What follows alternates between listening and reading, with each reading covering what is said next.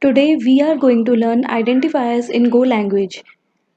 Identifier is a name that is used to identify an element uniquely, as we use the name of a person to call him. If I want to call this person, I'll call him by his name, that is Sam. So here we can say that Sam is an identifier. Similarly, we use a particular name to identify a programming element, and that name is called identifier. These programming element could be a variable, structure, package, functions, or some others.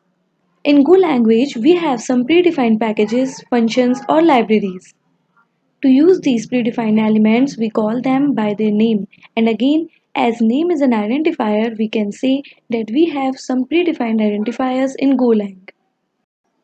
Here is a basic Golang program, and in this code, we are using println function. This println function is implemented in FMT library. This library is given by Golang creators. So here, println function is a predefined identifier.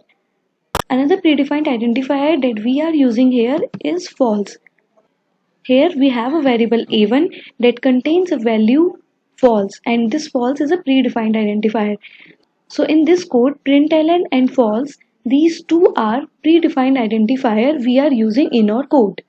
But other than being a predefined identifier, what they both are, println is a function, is an inline function, and false is a data type. On the basis of this, we can say that predefined identifiers includes inline functions and data types. Golang contains 36 predefined identifiers where inline functions are append, recover, image, panic, print, println, close, make, new, cap, copy, and len. Whereas data types are real, complex 64, true, false, float 32, float 64, complex, byte, string, and some others. These data types we'll discuss in our next video.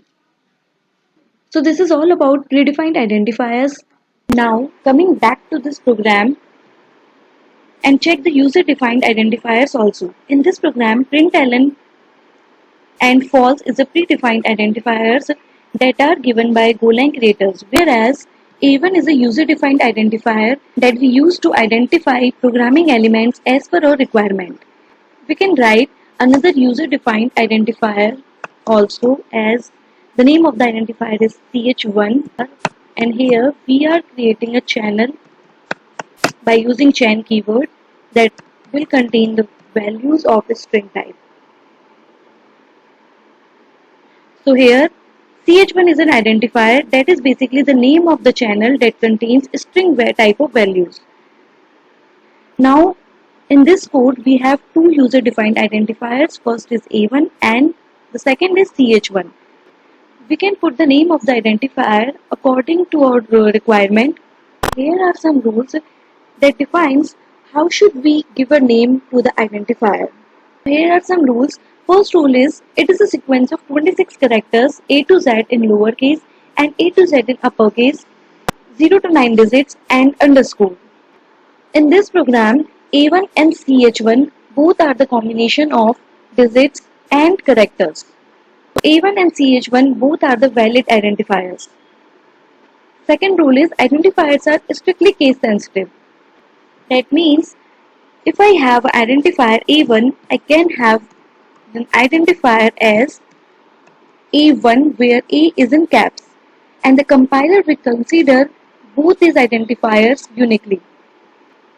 If I run this program, then we can see that the compiler is identifying both these identifier uniquely.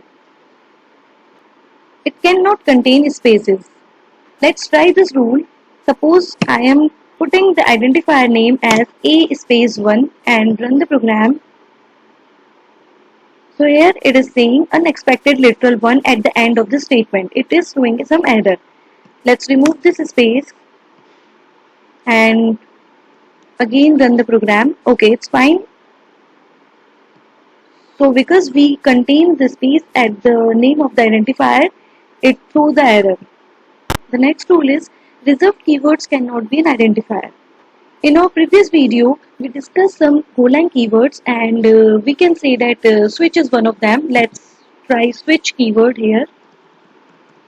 So here we are using keyword name as the name of the identifier and I'm using switch here. Now it is giving error as unexpected curly braces and unexpected switch expecting curly braces and this.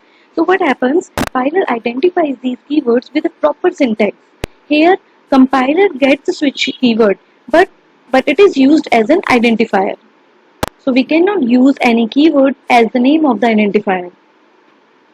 Next rule is it cannot start with any digit. Let's try this. Instead of giving name A1, I am giving here 1A and run the program. Okay, first we have to give the name A1 here.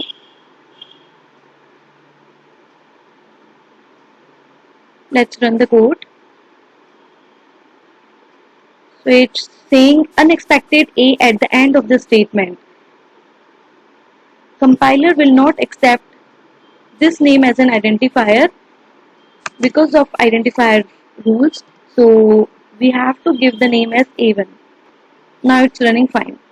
So here are some rules that we have to follow while giving the name of any identifier.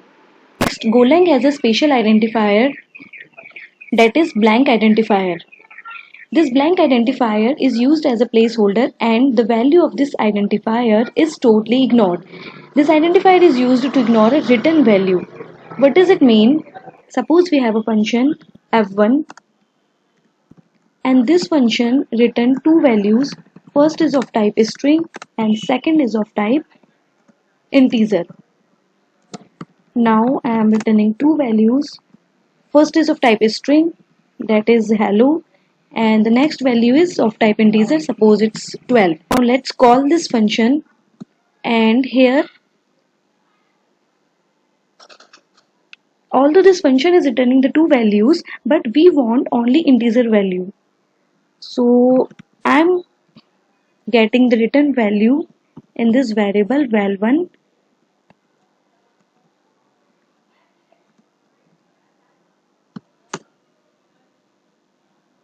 and trying to print the return value val1 here. Let's run this program. Okay, so it's saying assignment mismatch one variable but f1 return two values.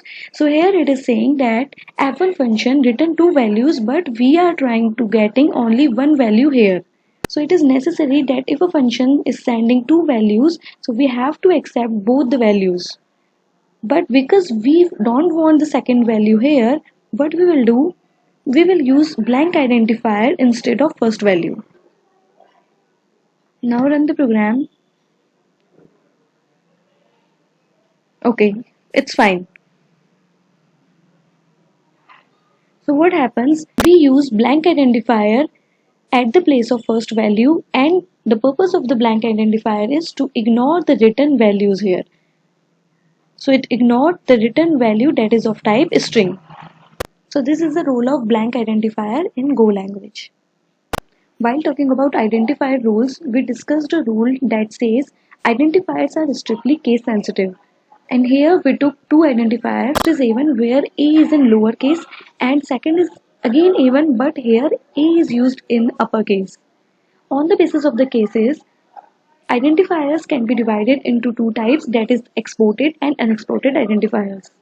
Exported identifiers can be directly accessed from other packages, whereas unexported identifiers cannot be accessed from other packages.